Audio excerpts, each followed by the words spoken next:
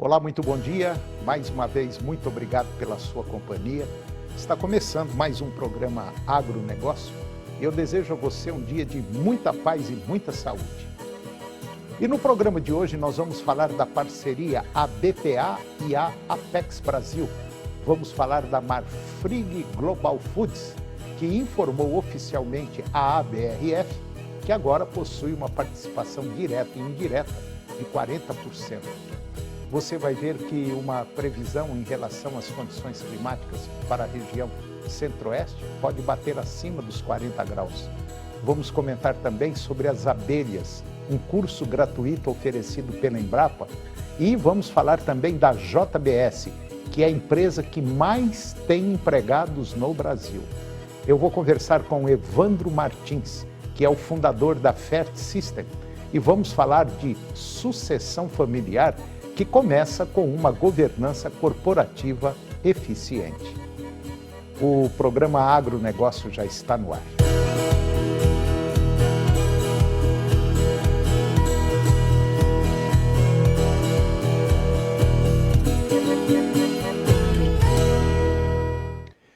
Eu começo o programa de hoje falando sobre a parceria ABPA e Apex Brasil. A Associação Brasileira de Proteína Animal, a ABPA, em parceria com a Agência Brasileira de Promoção de Exportações e Investimentos, Apex Brasil, está conduzindo um grupo de agroindústrias da avicultura e suinocultura do Brasil para a Anuga, que é a maior feira de alimentos do mundo, que vai acontecer agora do dia 7, já começou, até o dia 11 de outubro, na cidade de Colônia, lá na Alemanha. Como a principal iniciativa de promoção de imagem e negócios no mercado europeu em 2023, a participação na feira Anuga terá um estande exclusivo dedicado à avicultura e suinocultura do Brasil. Com mais de 400 metros quadrados de espaço, o estande oferece uma infraestrutura completa, incluindo salas de reuniões, áreas para atendimento comercial das empresas e uma zona de degustação dos produtos brasileiros. No total, 22 empresas confirmaram a sua participação na iniciativa da ABPA e também da Apex Brasil. E agora vamos comentar da Marfrig, que cresceu sobre a BRF. A Marfrig Global Foods informou oficialmente a ABRF que agora possui uma participação direta e indireta de 673.879.000 ações ordinárias e também American Depositary Receipts, ou seja, ADRS da empresa, representando um total de 40,05% das ações emitidas pela BRF. Essa notificação vem após um aumento anterior da participação da Marfrig na BRF de 33,3% para 35,7% na semana passada.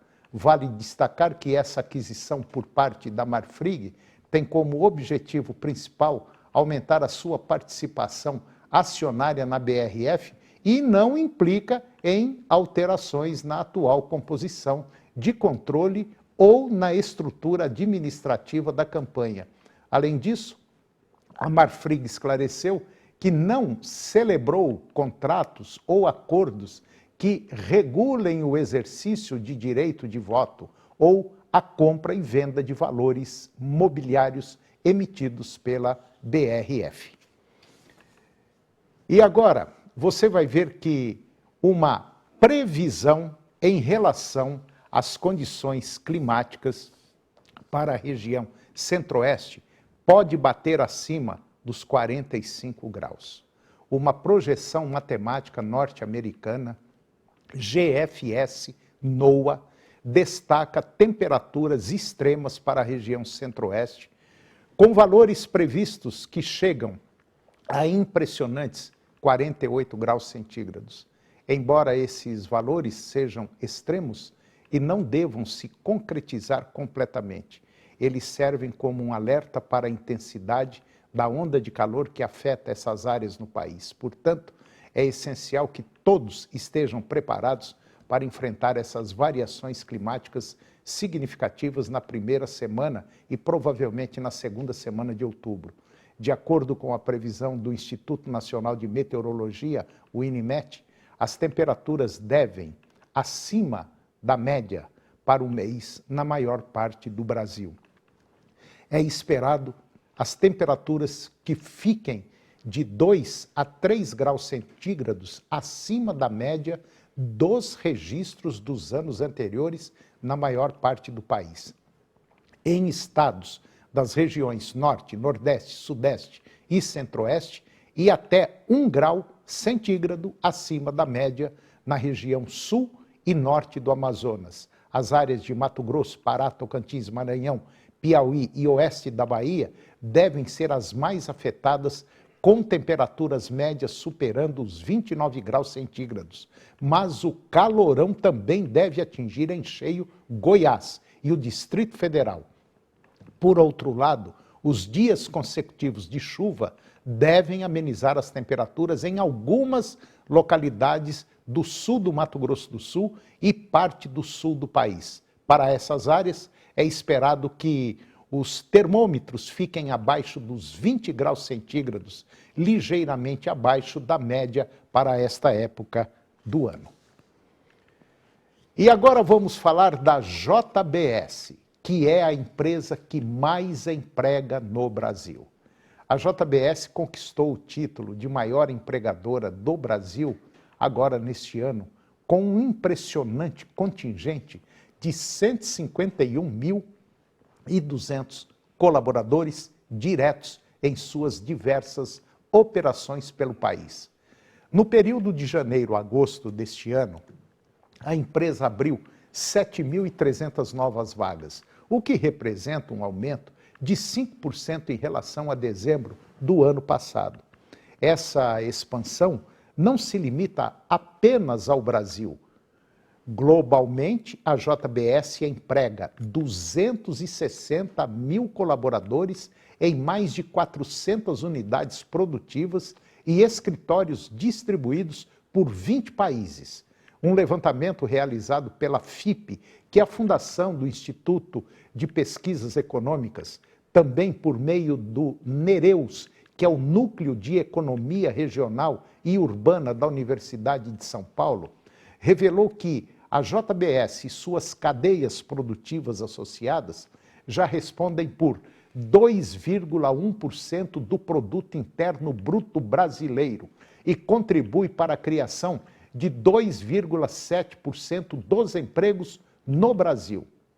O Gilberto Chandó, que é o presidente da JBS Brasil, ele disse que a importância da empresa na geração de empregos e renda em várias regiões, especialmente em pequenas cidades, onde a JBS desempenha o papel principal de empregador, impulsionando o crescimento econômico local. Em 2023, a JBS concluiu investimentos significativos do setor de alimentos preparados no Brasil, com o início das operações de 2 novas linhas de produtos empanados e uma de salsicha na nova fábrica da Seara, localizada no estado do Paraná.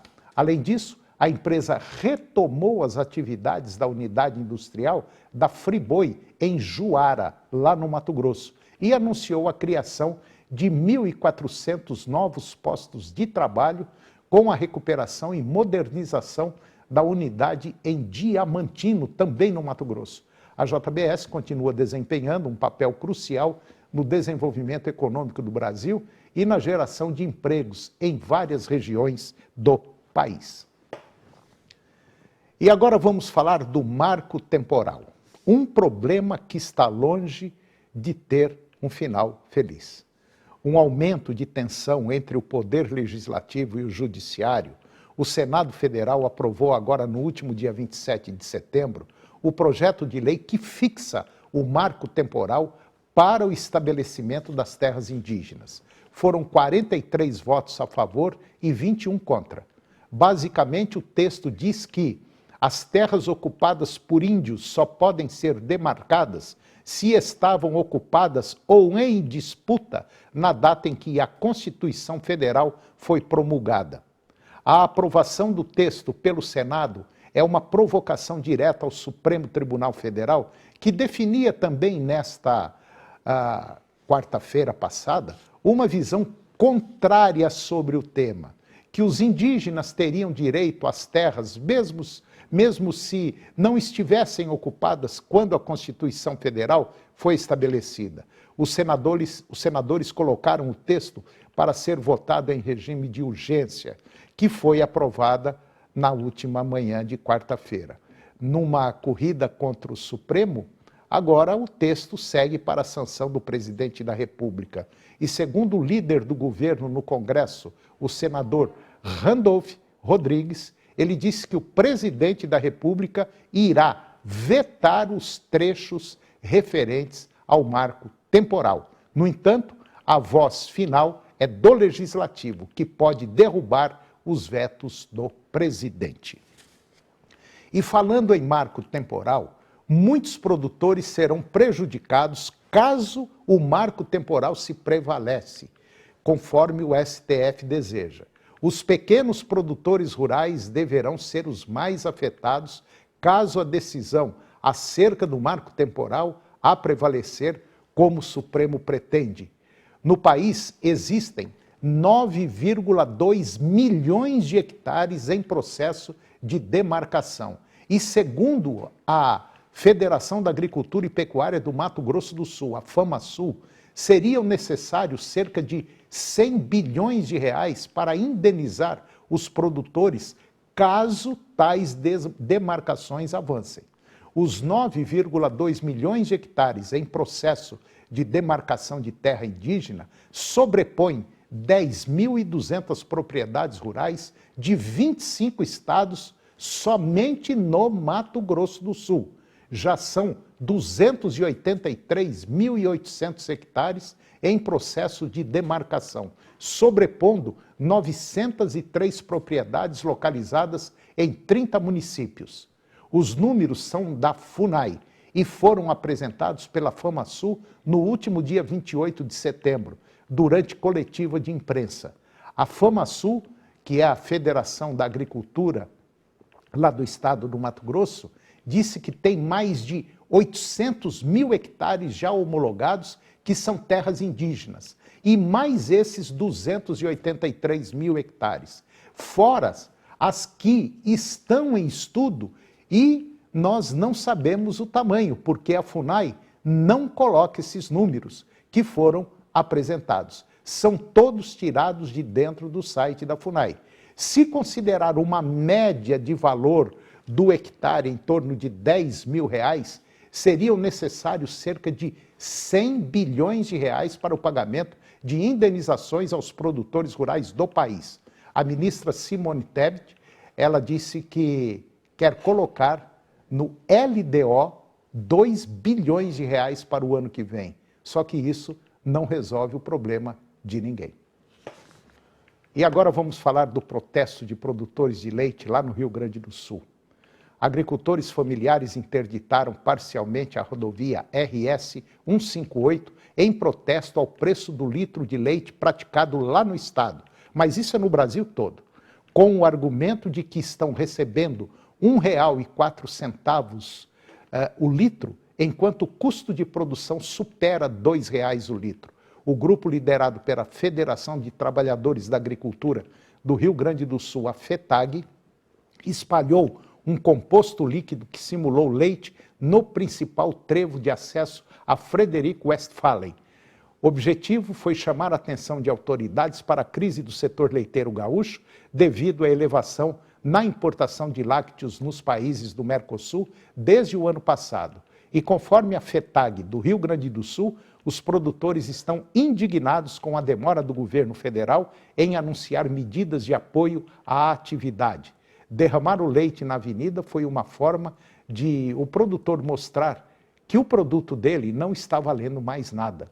Vender pelo preço que está sendo pago e jogar na sarjeta é quase a mesma coisa. E depois do intervalo nós vamos falar sobre as abelhas, um curso gratuito oferecido pela Embrapa. E eu vou conversar também com Evandro Martins, fundador da Fert System, e nós vamos falar de sucessão familiar, que começa com uma governança corporativa eficiente. Nós voltamos já, é um minuto só.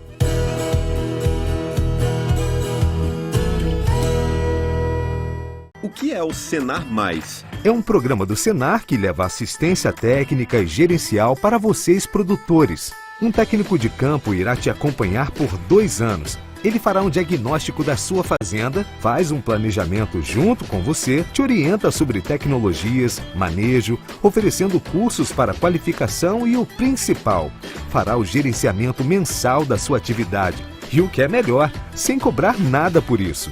Senar Goiás. A gente sabe como é difícil proteger quem você ama, o que você ama. Tirar de perto da sua casa, da sua família, aquilo que você não quer perto, nem de longe.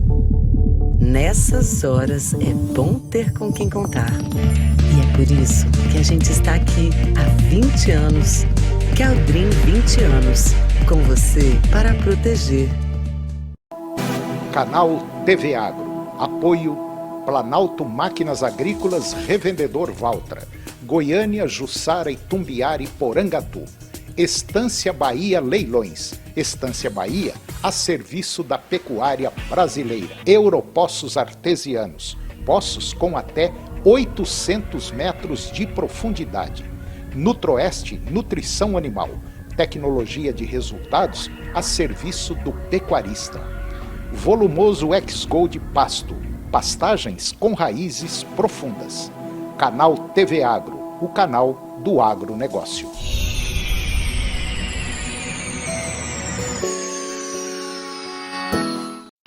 Que ele é o rei das brincadeiras, todo mundo já sabe.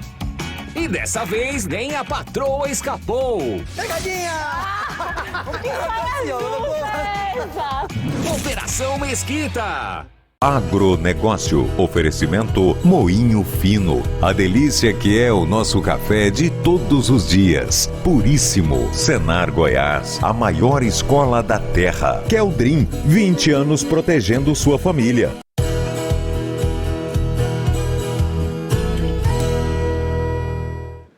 Nós estamos de volta e agora eu vou conversar com Evandro Martins. O Evandro é fundador da Fert System. E nós vamos falar de um tema interessante, é um tema problemático, é um tema ultra atual.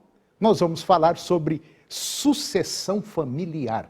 E essa sucessão familiar, ela começa com a governança corporativa eficiente. Evandro Martins, muito bom dia, muito obrigado pela sua presença. É um prazer enorme tê-lo aqui mais uma vez. Tudo bem, Evandro? Bom dia, Antônio. Tudo bem, graças a Deus e contigo. Tá tudo bem também, vamos tocando. Evandro, me fala rapidinho o que a Fert System faz, o que é, onde que você está? Nós somos os maiores fabricantes de dosador de fertilizantes do Brasil. Nós estamos em Passo Fundo, no Rio Grande do Sul. Então, a gente trabalha com a parte industrial, a divisão industrial, a divisão agrícola e a divisão de serviços terceirizados em injeção de polímeros especiais. Então, nós temos toda uma construção em cima da área industrial, mas toda ela focada no agronegócio, na parte industrial do agronegócio em especial. Pois é, e todo mundo sabe que para uma empresa funcionar redondinha, certinha, para que o avô passa para o filho passa para o outro filho, para a coisa continuar o processo, a gente precisa ter uma governança corporativa eficiente, né?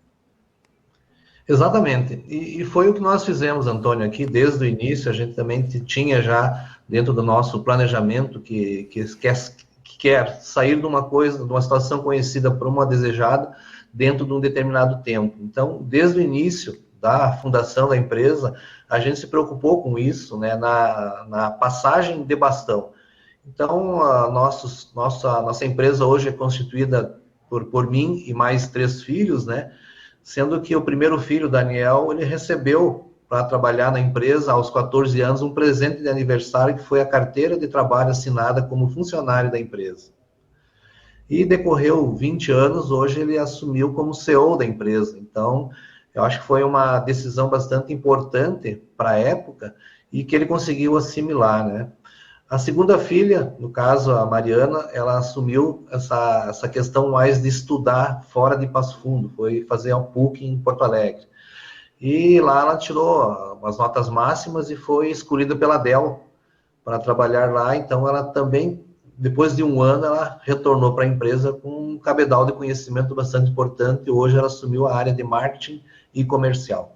E tem a minha filha Milena, que está fazendo, já se formou em psicologia e há um ano está atuando na área de gente e gestão da empresa. Então, essa construção do interesse e em cima de valores que a gente instituiu foi muito bem composto dentro da empresa, com o objetivo de crescer e se perpetuar. Então, a gente montou e modelou toda essa sistemática de trabalho, de organização, em cima dos norteadores estratégicos, antes do planejamento estratégico. Então, foi nesse sentido que a empresa está sendo muito bem sucedida nessa sucessão em termos de avanço na gestão da empresa, né? E é um processo longo, né, Evandro? Não é uma coisa rapidinha, né?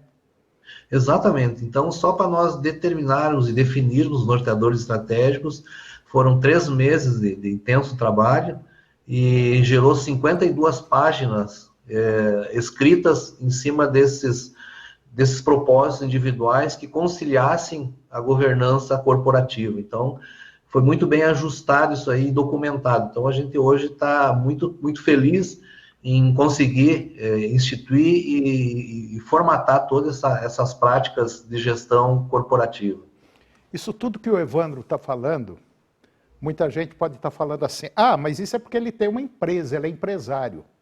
Olha, todos nós, independente do tamanho da sua empresa, da sua fazenda, todos nós somos empresários, todos. E o que a gente observa hoje é que muitos poucos filhos de produtores rurais não querem a propriedade rural. Por quê? Porque nós temos ainda na cabeça enraigado que aquilo é roça. Aquilo não é roça. Aquilo hoje, o setor agropecuário, é o que segura a economia do Brasil. E para você, vamos dizer assim, a grosso modo, peitar uma fazenda, você tem que estudar muito. Você tem que entender muito de economia, de administração, da sua parte química, física, biológica. A coisa não é tão simples assim. Então, Evandro, o trabalho que você... Isso, tudo que você está falando aí, é uma aula muito importante, viu? Perfeito, Antônio. E tem um detalhe bastante importante, né? A gente entende que a sucessão ela tem que começar dos 11 aos 14 anos de idade do filho. Por uma razão muito simples, que ali é o ponto vocacional em que o menino ou a menina se interessem para que atinjam a vocação, que elas gostem do trabalho e, como tu falaste, elas se sintam atraídas pelo negócio. Se passar dessa idade, fica cada vez mais difícil e o distanciamento ocorre naturalmente. Então, eu acho que a gente foi muito feliz nesse quesito de procurar instigar a vocação deles e o interesse deles pela empresa, pelos negócios. Então, isso foi bastante determinante. A idade, 11 aos 14 anos, é o ponto decisivo que a gente que a gente conseguiu trazer todo esse resultado bastante importante. Você me fez lembrar um amigo que eu tenho aqui em Goiás, que ele disse assim, eu tenho 3 filhos homens e tenho 4 fazendas. Nenhum gosta da fazenda. Aí eu perguntei para ele, você trabalhou isso daí quando a meninada era pequena? Não, porque a minha esposa não gostava de fazenda, eles não iam para a fazenda. Ele falou, o dia que eu morrer, vão vender tudo que eu construí. Então, é uma pena, porque é uma mega de uma indústria hoje, né, uma fazenda, de uma empresa. Exatamente, hoje... falar em agro é falar em áreas, em diversas e ilimitadas áreas do conhecimento, né? Como tu falaste, Antônio, a gente trabalha muito a questão da parte técnica, da parte estratégica, da questão climática, então envolve muito, é bem atraente dizer que existe, sim, várias faculdades que trabalham a universidade do solo, das águas, da produtividade, da genética, né, que cada vez está mais acima da média. Então, eu acredito, assim, que é possível, sim, de criar mecanismos de interesse para que haja uma atração dos sucessores. Então, foi o que aconteceu aqui. Então, a gente definiu, assim, então, os norteadores estratégicos antes do nosso planejamento estratégico. Então, nós somos muito felizes em formatar os norteadores estratégicos, principalmente a questão dos valores, né? Então, nessas 52 páginas que eu comentei, ficou instituído os 5 valores, que é a excelência, a inovação, a sustentabilidade, a transparência nas relações e a valorização do ser humano. Então, ficou constituído nessa base de valores todo o nosso negócio e teve um entendimento e ficou muito claro, porque foi constituído junto com os filhos essa questão dos valores, né? Mas tem um ponto aí, talvez, na minha visão, muito importante, que é a questão da cabeça, da mente. Você tomar uma atitude para fazer isso que você fez na sua empresa. Quer dizer, você tem objetivos, você tem um rumo, você tem um norte para onde você quis ir. E tem um detalhe mais importante, você trabalhou para isso. Você simplesmente construiu vamos dizer, um império hoje, e você simplesmente trouxe para dentro desse império os seus herdeiros. E falou para ele, olha, está aqui uma empresa que pode ser lucrativa, pode ser muito mais lucrativa do que hoje, então está na mão de vocês. Eu acredito que tenha sido isso, assim, o start da coisa. Ou querem ou não querem. E eu gostaria, Evandro, de parabenizar esse trabalho que você fez aí na sua empresa, na Fert System, que hoje é uma das grandes empresas conhecidas aí no Brasil todo, que faz um mega de um trabalho.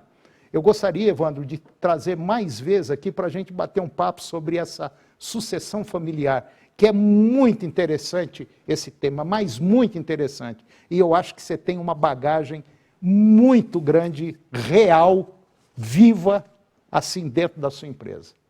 Tá bom?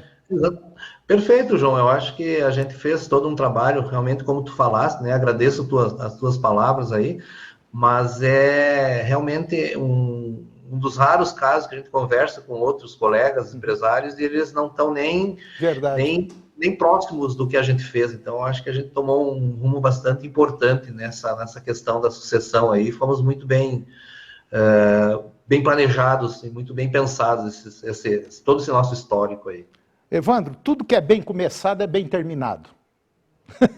Evandro, muito obrigado, Evandro, pela sua participação. Eu vou te ligar mais daqui uns dias para a gente voltar a conversar sobre isso. Tá certo? Muito obrigado, eu que agradeço. Fico à tua disposição. Para mim é uma honra poder falar contigo nesse teu brilhante trabalho. E estamos totalmente à disposição. Tá certo. Evandro, muito obrigado. Um abraço. Um abraço. E o programa de hoje chegou ao fim. E eu termino o nosso programa com a seguinte frase: nunca se justifique. Os amigos não precisam. E os inimigos não acreditam. Um grande abraço, muito obrigado pela sua companhia. Que Deus os abençoe. E até o próximo programa. TV Serra Dourada SBT Goiânia. Agora suas manhãs têm mais alegria na TV Serra Dourada, com Silvier Alves, de segunda a sexta, às 11h15. A seguir, Primeiro Impacto Continuação.